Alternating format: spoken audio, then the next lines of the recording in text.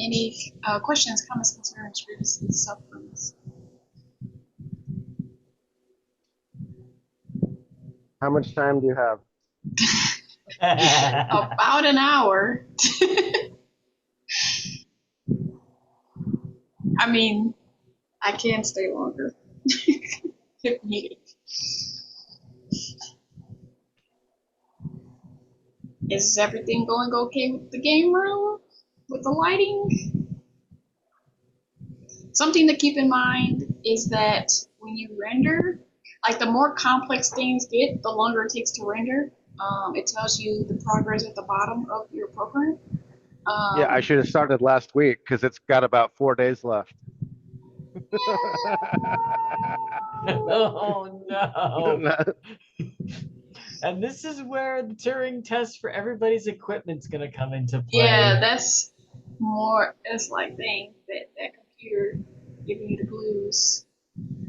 Um, and yeah, because I feel like sometimes as a teacher or sometimes as a professional, you have like things that you understand that you forget to tell your students. And it wasn't even actually because I've been teaching this class since 2023. It wasn't actually until a couple semesters ago where somebody kind of brought up, and I'm like, oh, it is a good thing to mention that it takes a long time to render depending on various factors. Because some people thought it was like something wrong when it takes like a couple minutes to render, and I'm like, that's child's play.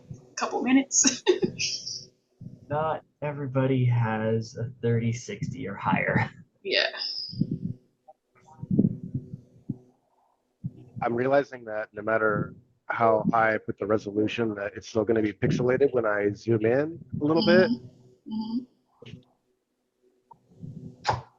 I understand your woes, so it's like as long as you hit the other points, like just get your composition good and stuff, and then just get it rendered. Because I can also open the file, so I can see the real thing. I'm gonna try. My cousin is like an IT dude. He's got a super fast computer. I'm gonna try and like render it on his computer, save the files. Mm-hmm. Uh, Cool. So let's get into. I mean, some of y'all are already like doing the thing. So the assignment, as you all know already, is to light your game room, so you don't have to like start from scratch or anything. The purpose of the assignment is to use various lighting techniques to light your game room and render a well-composed shot. You can use whatever process, procedure, or lighting setup you want for your game room. Teaching from the instruction, teaching 3-point lighting is just teaching a way to light something. You don't have to use 3-point lighting for everything, but I will do a demonstration now.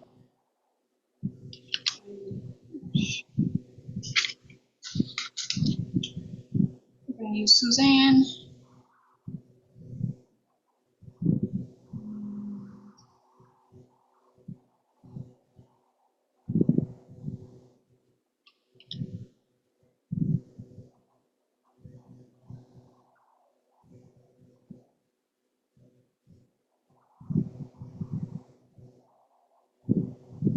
Okay, it's the front. Suzanne has like a lot of peaks and valleys, so it makes it more interesting. For the 3-point lighting setup, you can use any light. A lot of times when people do tutorials on it, they use a spotlight. You can use point light, you can use area lights. Once you start to play around more with that type, those different lights, you might have a favorite. So that's fine. Uh, Obviously, I can use my gizmo to move this light. But also, what I can do is I have my light selected. I can go to View, Cameras, Set Active Object as Camera. So I'm setting the light up as the camera, and so it's kind of similar to um, the ways I've taught you to move your camera for your other assignments. Is that I can make the light a camera, and then check my camera to view, and then when I zoom out, oops,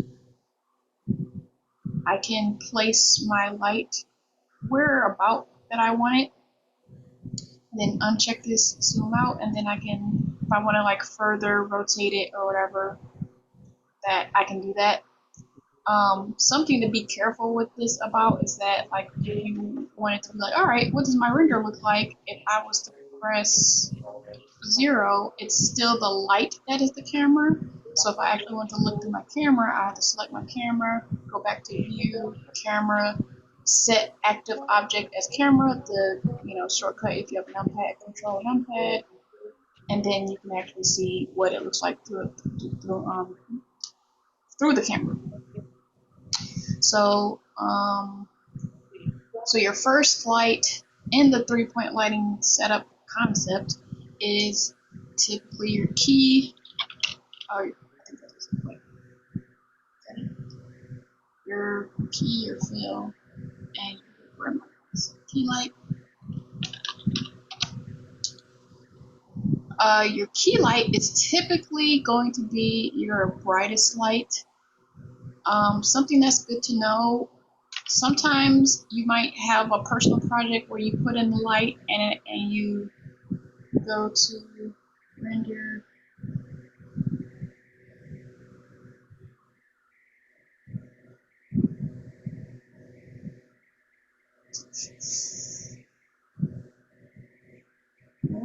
I hate when it does that.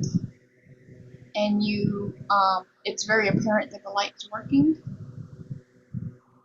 but sometimes if you have a personal project and it's very apparent that the light is working, and you're like, okay, the power is at 10, and then you open up like a new project that you worked on, and you're like, let me put on the light, and the power is at 10, and you're like, it's not lighting. So the lights work according to the size of your scene. So like with this being the default like monkey, it works with the light, but if you have like a huge, city or something, depending on the scale, this light at 10 might not work. You might have to increase it to 100, you might have to increase it to 1,000. So that's a good, nice to know to have, where if you just like, oh, well, this worked in another project, you have to look at the scale. So typically, if I press N for Nancy, you can go to Item tab and you can kind of see the dimensions of your object. And if stuff is like at like 1,000, you're like, oh, okay, that makes sense why it's not working. So you might have to increase your power to 1,000. That makes sense for everyone. All right. So let me actually delete this light. Another thing, if you want to kind of compare contrast, I can have my render window open. This is how it looked the first time. I just deleted the default light, and so I'm going to go to slot 2 to see what the difference will be from me deleting that light. So I'm going to go to render image. Alright, so this was before, this was after. So I might have to actually increase my strength of my light. That's why I wanted to do this, because I wanted to know if it was actually my spotlight that was working or if it was the other light. Let's see. Okay, F12, the shortcut. So yeah, now it's lighting. Could theoretically make that a little bit brighter.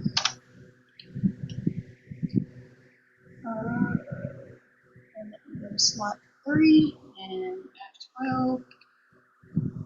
So slot 2, this is what it looks like at 100% power, or 100 power, and this is what it looks like at 150. Let me actually move the camera. So for the camera, I'm going to go 0 on the X, and then 0 on the Z. I'm gonna go, let's just try 90 for this, and then 90 for this. 0, okay. And then let me look through the camera, and that's pretty good. Make sure it's locked. And I want to re-render because I kind of just, it's better to have it head on and showing you the difference. So when you have the key light, you have that one light, you have like a lot of shadow over here. And that is the purpose of the fill light, which is the second light you use. You don't, depending on what you're doing, if you're like doing film noir or something like that, like harsh shadows are fine. But if you are lighting for like an interview or something, you don't really want harsh shadows. So I'm going to use the second light, a fill light, to lighten this area up a bit.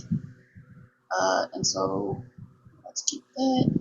And just remember that your key light is your strongest light, so your fill light won't be above 150. It won't even be like 140. So let's create another spotlight. Shift A, light, spot. I'm going to do what I did before. I'm going to go to View, Camera, and then set my light as the camera. So set active object as the camera. I'm looking through it, and so let me do my camera to view, zoom out, and then so the first light is like maybe a 45-degree angle. Again, these aren't hard, fast rules. It's just like a starting point, and then you can do whatever you want after you learn the rules. You can break the rules after you learn them. The fill light is on the other side, possibly 45-degree angle. If I look from the top, I can move this closer. And so this is at 10. That probably won't be enough. I'm going to try to go up to 70 and see what happens. Let me go to View Render and then make sure I change my slot to 4. Press F12. Got to change my camera back. View, camera, set active as camera. Let's do F12 again. Alright, so slot 3 and slot 4. Why did that not change much? Interesting. This is okay. It's probably, it's not as close as the other one, so I could move it close, similar to this. Keeping in mind this line, I'm passing that line through the head of the my object. I'll try to see if moving it closer fixed it. Otherwise, I'll increase the power. Okay, that did do something. So, slot 3, we see our harsh shadows, and then slot 4, we see those lighten up. Now, we don't want it to be exactly like this side, so we can play around with this. It depends on the aesthetic you're going for. To be more like artsy about it, I might like just decrease it a little bit. Spot 5, F12. So, that's spot 4, spot 3, spot 5. It honestly would depend on how I'm feeling in the moment. I feel like that was too back. So let me see, 65, slot 6, F12. That's cool.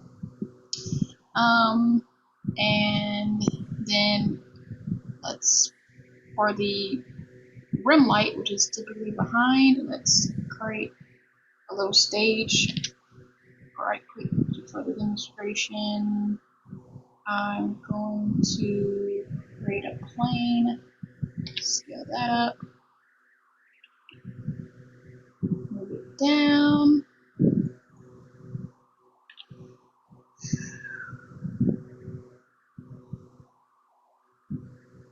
then go into edit mode, extrude, C, and on to Control B.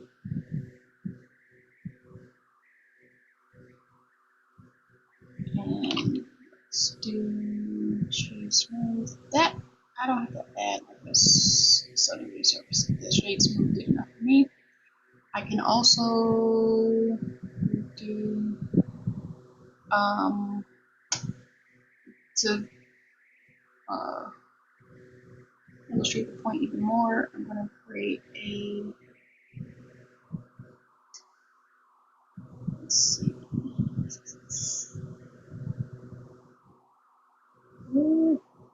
here, right. So dark background.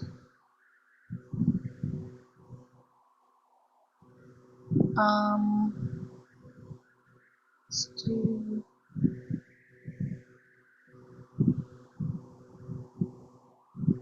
so say like in real life, your subject had like dark hair and then there's a dark background or whatever. You want to separate the object, your subject, from the background. So I'm going to just kind of start all over with my slots and go back to slot 1, and then I'm going to render just so I can have that base. And then as you can see, with a dark background, I might even increase some stuff even more. Now that I changed the color, like when it was all gray, it looked fine, but depending on what I'm going for, I could increase the power of the light now. But as you can see, you know, with the dark subject and the dark object, those can kind of run into each other. So the rim light is to separate that. So I'm going to create my rim light, shift A, light point, or no, that was wrong. I want to do a spotlight, and this is my rim light. I'm going to set this as the camera.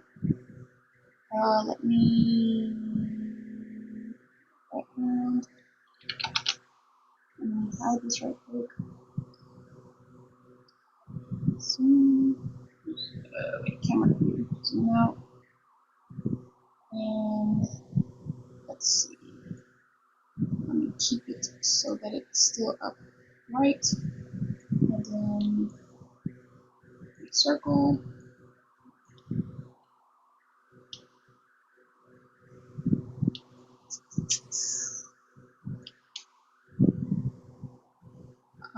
And then your oops, wait. I guess just have the background selected. I'm hoping I'm moving the right one. Let me make sure. Okay, yep, I was moving the light. Let me increase. So again, the rim light is not necessarily going to be more than your key light, but it does need to be bright enough to have an effect. And let's see if that works. Sometimes it takes some trial and error. Let me make sure to make my camera this camera again. And then F12.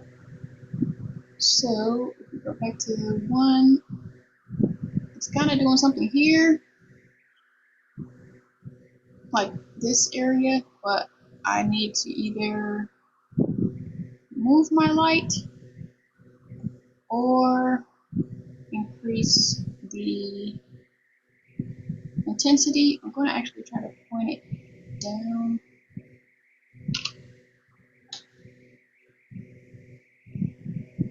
To see if that changes anything. And I'm going to put this line right through my subject. And let's go to slot 3, F12. Yeah, that does a little better. You might not want it to have this type of effect, so maybe you'll rotate it down again. But as we can tell from the difference between slot 1 and slot 3, that rim light kind of helps separate the subject from the background. So that's the purpose of the rim light.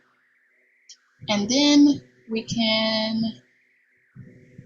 not only can we change the power, we can change the color of our lights. So if I wanted to do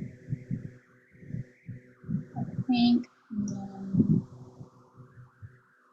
a yellow, and purple or something. And now render it be a little cooler.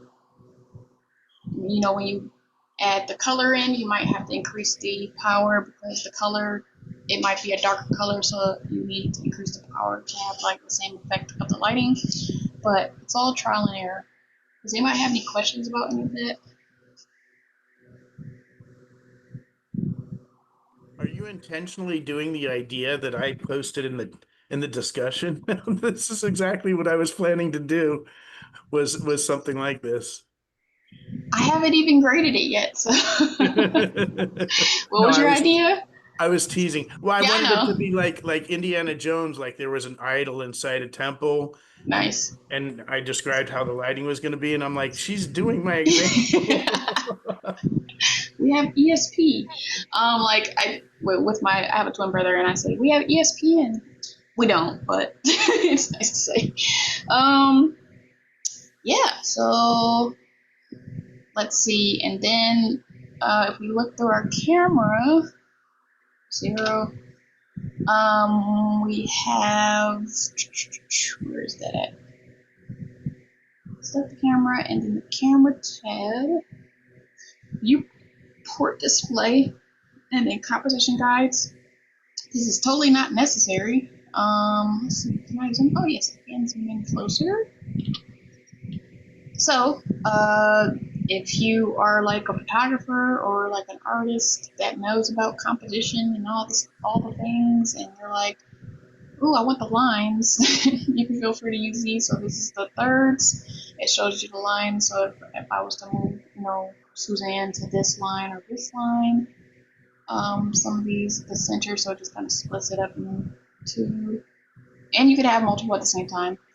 This is your diagonal, golden ratio, so different versions of that. Let me turn off so the golden ratio, and then this one, and then I don't even know what harmony means, but yeah, kind of different from the golden ratio, but if you so choose to use those, you can. So yeah, and let's go into our game room to go over some more things. If you have any questions, feel free to ask them now while I find the game room.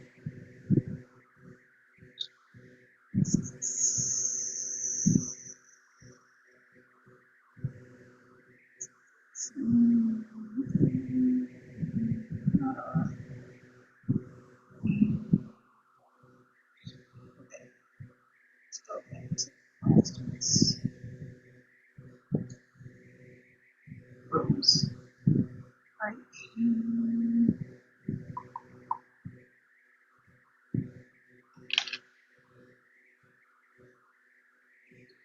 Let open.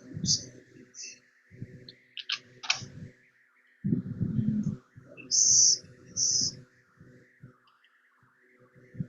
Let's just save this as something else just in case.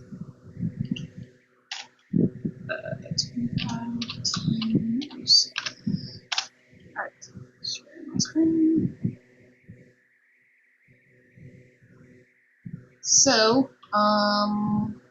some things that I mentioned on the assignment page as far as composition is obviously this is a cutout, but when you are, composing your shot, you don't want to make it obvious that it's a cutout. That's kind of the point. Like, the point of a cutout is to like not have to create a whole room, but also you would want to compose it in a way where you can't tell it's a cutout.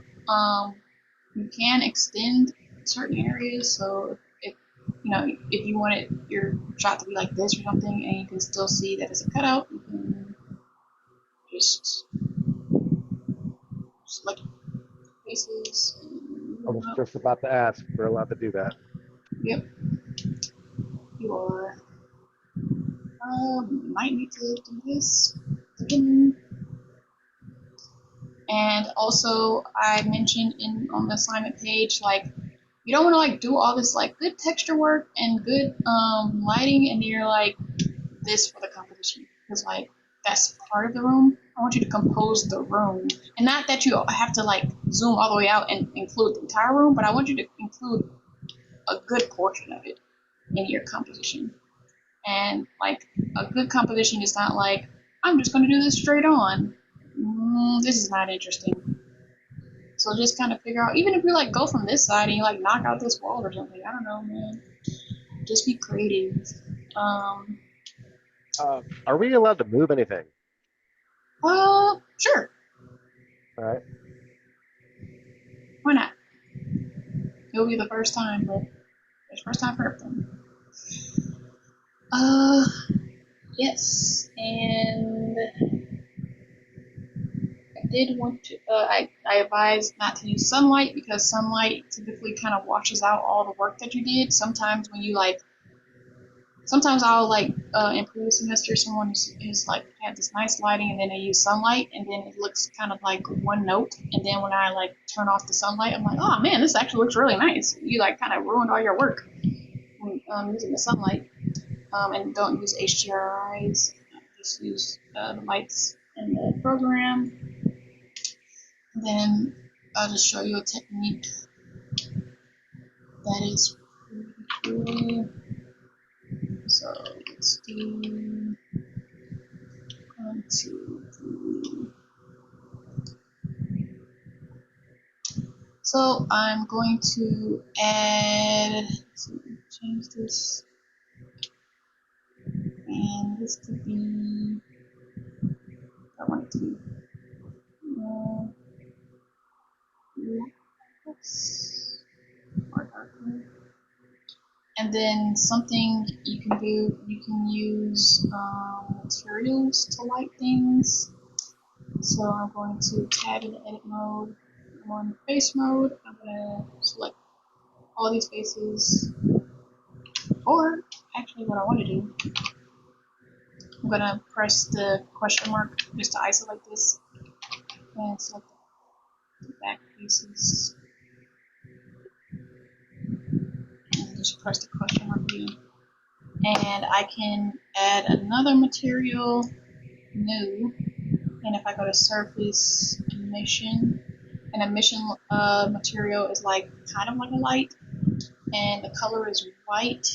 The strength is 1. I'm just trying to see how strong this is. I'll look through the camera. Oh wait, did I press a sign? I don't think I pressed a sign. Let's go back. Sign. Alright. And let me look through this camera, just so I can show you all. Camera is on. Just so I don't have to render the entire thing.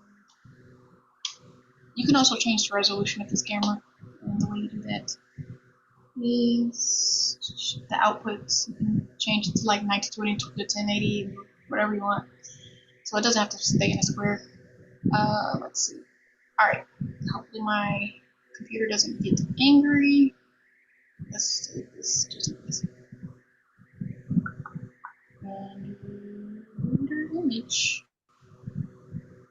So it's like it's backlit a bit.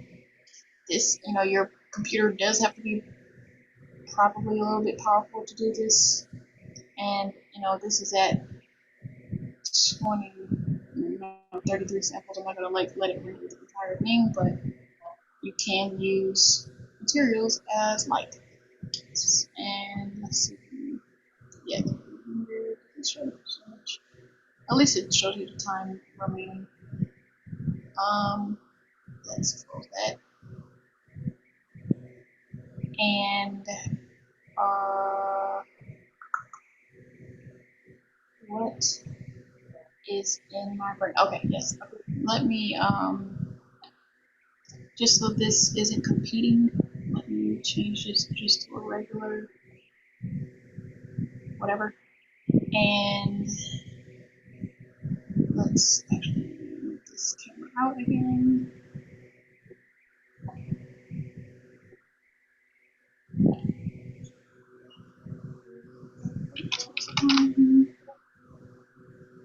Maybe just so I can see more of it. And then I can create a plane and move this up. Do I have any lights in this one? I don't think so. And then I can just move that up. Sometimes this works immediately for me, and sometimes it doesn't. But I'm gonna go to material, new, mission, and let's increase that to 10. And then let's render. Well, that's very bright. So yeah, that plane is a light.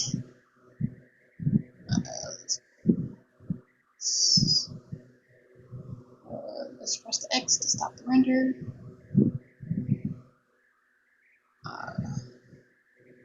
And let's actually go back down to 1.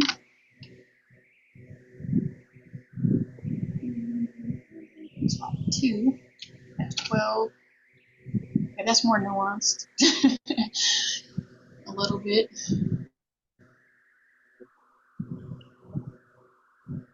So slot 1, slot 2, and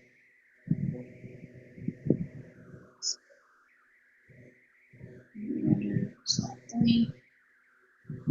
So if I did a 0.5, let's see what that looks like. Even more contrast. So you can use objects to light things.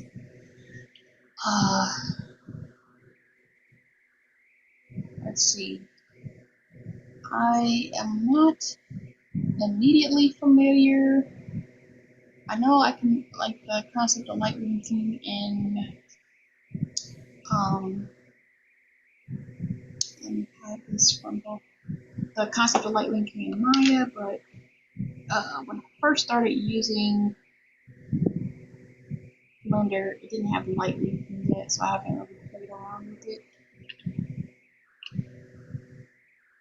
Let's see. It's easy to figure out.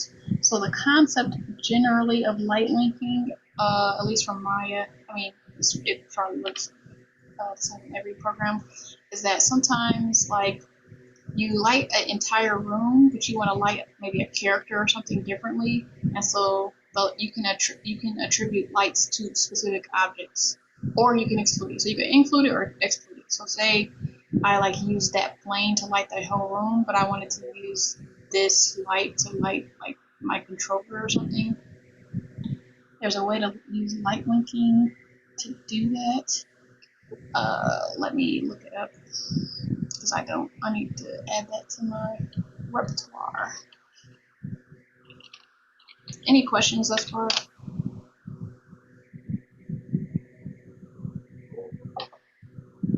Light linking.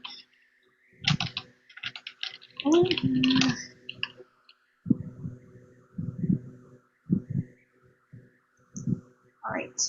So we can do this in cycles or Eevee. I guess we can leave this together. Drag and drop from the outline. We can use link data, include, exclude.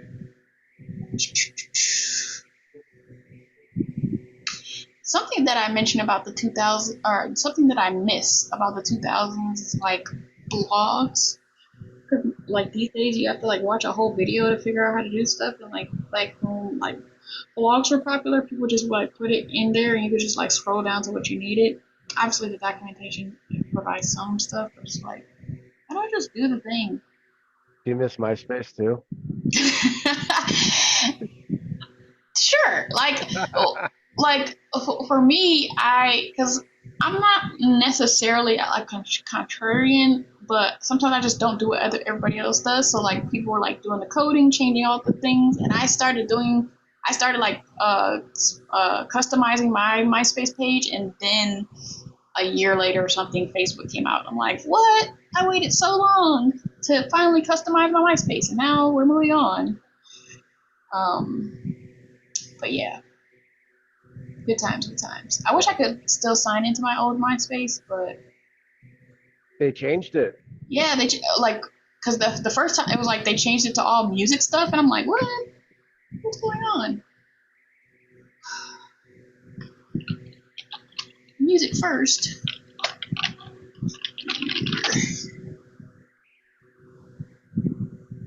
All right, let's see. We can watch this together. Wait, I didn't share my sound. Share computer sound, stereo.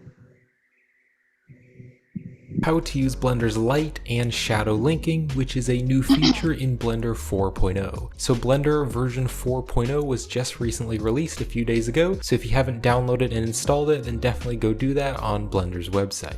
So in this example scene here, I have a few different objects, and then I have this area light shining on the objects. But let's say I want some of these objects to not be affected by the light. Well, to do that, you can select the light, and then you can click here on the object data properties. And you're going to open up the shading tab here on the object data properties of the light. And you can see there is light linking and shadow linking. So I'll first do the light linking. So I'll click new here to add a new light linking. And you can see it says light linking for area. I'll just rename it to area light. So now we can add some objects into this section here, which the light will affect. So to add in objects, we can drag them from the collection. So make sure you have the light selected, and then you can click and drag and drop the plane into that section there. And I'll also do that for the sphere and also the Suzanne. So now it looks exactly the same. You can see that all of the objects are being affected by the light. But what I can do is I can click on the check mark here, and that is going to disable the light for that object. So I could, for instance, disable the Suzanne by clicking there, and now you can see it's not being affected by the light, but these objects are still being affected. And you can also drag in collections of objects. So I've just added a new collection here, and then if I put the Suzanne head and the sphere inside this collection, I can again click on the light, and then I can click and drag and drop the collection into that box there. And then I can also drag and drop the plane, so I'll put that into the light linking as well. And now if I uncheck the collection too, these objects won't be affected because they are both in that collection. Now you can reuse the same light linking data on other lights. For example, I have this big area light right here, and just so you can see it better, it is a bright red color. So if I go here to the light linking by clicking on the light, then choosing the object data properties, and then going here to light linking, you can click on the drop down and you can choose the light linking data. So I want to add the same one which I used earlier, which was the light linking for area light. So I'll choose that, and now it's going to give us the same data. So now if I turn off the collection too, you can see that that action is going to be affecting both of these lights because both of the lights are using this light linking data here. Now there is another way to do this by using a shortcut key. So what you can do is first hold down the shift key and select any objects that you want to be affected or not affected by the light. Then you can hold down the shift key and you can lastly select the light. Then you can press Ctrl L for the link and transfer data, and you can go down here to the bottom and there is link receivers and link blockers. So I'm going to link receivers and I'm going to exclude.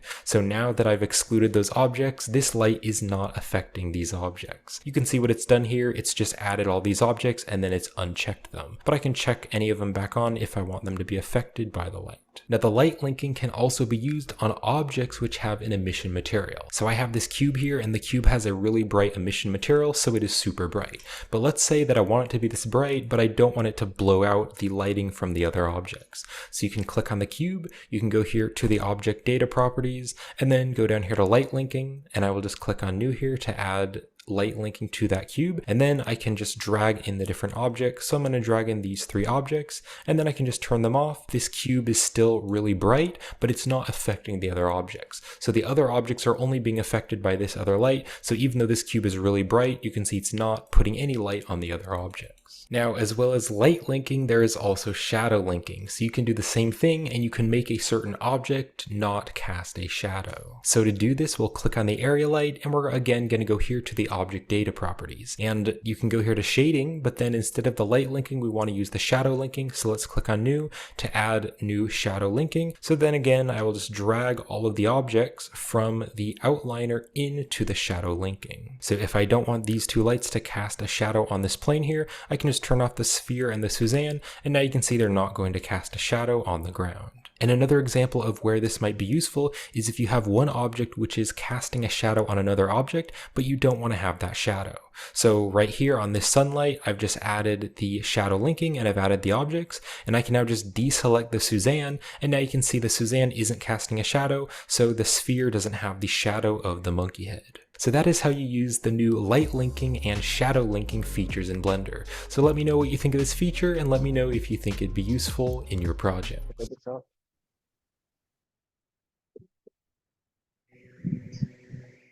So yeah. I love that guy. He's like a Blender encyclopedia. Yeah, I like a lot of the popular people. But yeah, like that is a very useful function because, for example, let's say you have a scene where you're just kind of lighting a candlelight or something like that. Obviously, realistically, like in 3D, if you just kind of want this glow or something, the candlelight won't light the entire scene possibly. So you can light the scene and then just like have that candlelight and not have it affect different things. For the shadows, like yes, in real life you have instances where shadows are coming from every which way, but in art it looks ugly being realistic, so sometimes you want to turn off the shadows to just make it more aesthetically pleasing. So that's like a couple ways you could use light linking, just to, if it allows you to have more control so that you can make your composition or your scene just more aesthetically pleasing.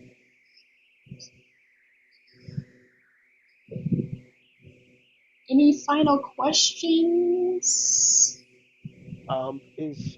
For sampling, right? Is there like a reasonable number that we should be using?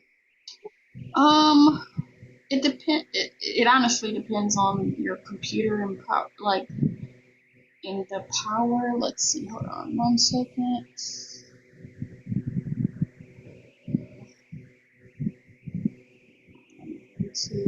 Maybe I could do that to go up so I can take notes from that. R.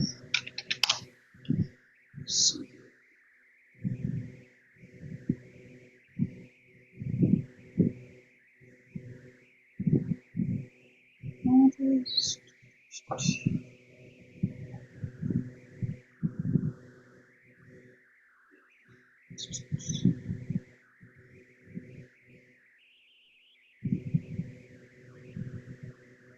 Okay, so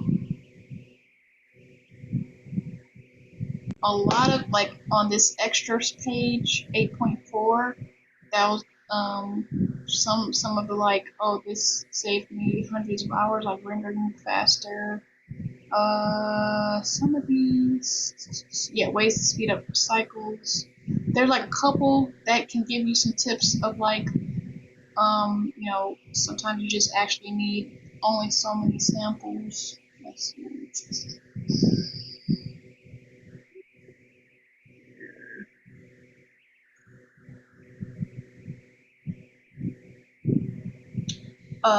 Yeah, like sometimes you can go way lower than like 4,000 or 3,000. But it's also like trial and error too, which depending on your computer may take forever. But yeah, a lot of this is trial and error. It's not like a formula or anything.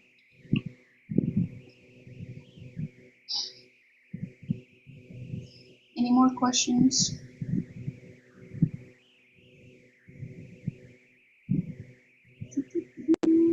right, so I think most people who are still in the class have turned in stuff. So, but if you need to talk to me about time stuff, make sure to hit me up like today to discuss that. 'Cause, again, I can't extend anything past like Friday because I have to turn in grades by Friday.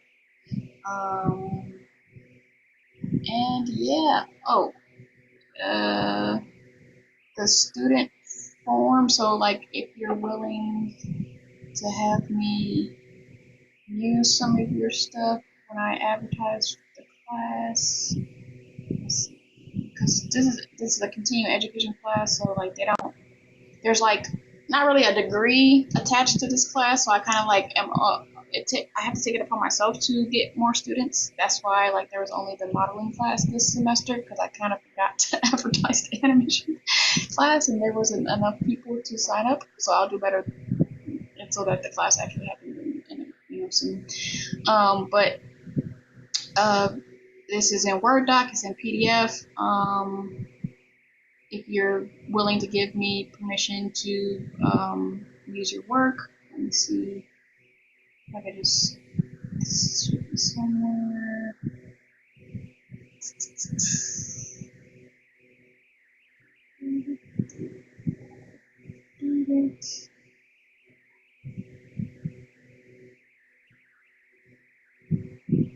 So your name, and you can either just check all if you just give me permission to use all of them. If like I wouldn't like do you wrong. So if like the point is to kind of make me look good too. So if it's like something you're not proud of, I probably wouldn't use it. So you don't have to like if you want to kind of do the list or whatever. But if you just do all, you don't have to worry about me like using something that's like quote unquote bad. Your section, your semester. You can give me permission to use it for specific things. You also can decide to go anonymous. You can decide if I do use your stuff, I would like to highlight you if you want to be highlighted, but you can be anonymous. But I can do your name, and then sometimes if you want me to use your social media handle, if you do check this part, make sure you actually give me your social media handle, because I don't know who you are on Instagram unless you give it to me, or anything. But like, there's people who have checked this, and I'm like, I don't. Okay, I would love to tag you, but I don't know who you are on the socials. So yeah, just make sure to fill that part out. And then yeah, you don't have to do this, but it helps me with like if I want to use somebody's for like a demonstration or something like that. That's possible. So yep. And if you want to keep in touch, I have my email address and my LinkedIn and my Instagram. For LinkedIn,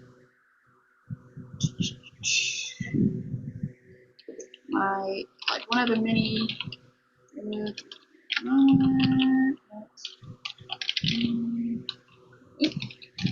I think the email that's on here would work, but I do require people to use my email to do it, because like I just was getting too many random people, and my email is actually on my page.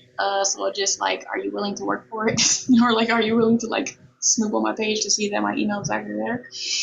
I get people props for that. I might just like automatically accept people I don't know. But yeah, so the one I put in the chat, or this one should be good if you want to hit me up on LinkedIn, Instagram. I'll follow you back, whatever. Let's see, do I have? What's weird? Oh, dang, I didn't fill that out. So I do have classes. Let's see, SC College coming soon.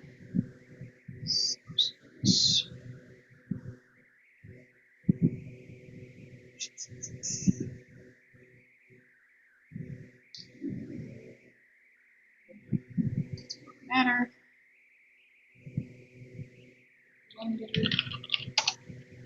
So, you already took this class, but the semester starts soon. next week. So 10/13 to 10 to December. If you want to take the animation class, that's available. So that one will be right after. I'm actually gonna.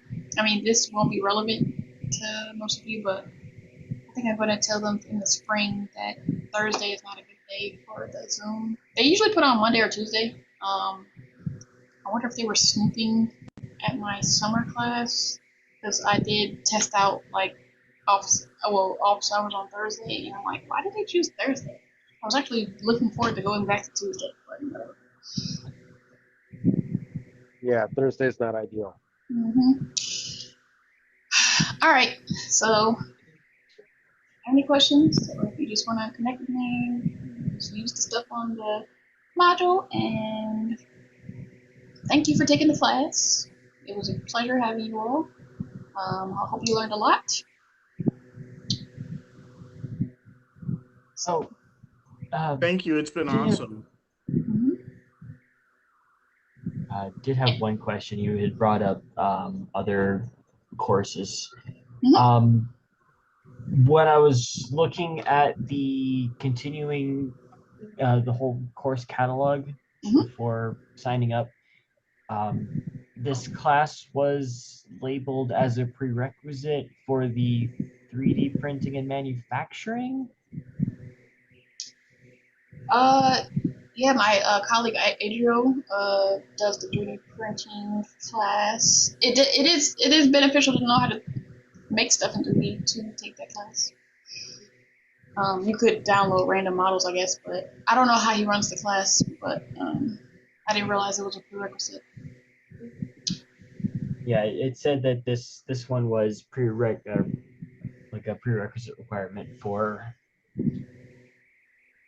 that one.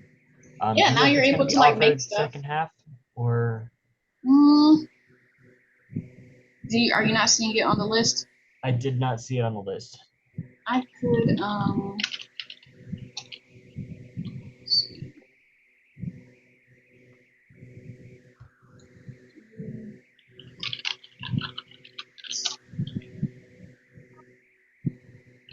let me. And this is Andrew asking, right? Yes. I'll text Adrian and ask, and then I'll message you on Teams. Okay. Thank you. Anybody else want to know about the 3D printing class or? I would be interested in that class as well. All right, Jeanette. Thank you. Cool. Yes, and Joshua. All right. Is the 3D printing class like really fundamental? I mean, I've been doing 3D printing for years, or do you get into more advanced techniques? I can ask him that and let you all know. So Robert, ask Yeah. what is covered. Yeah, I don't know if there's a syllabus or a course summary. All right.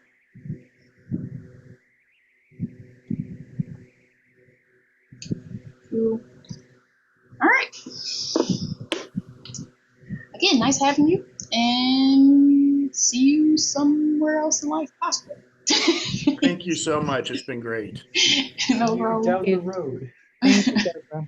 All right. Bye.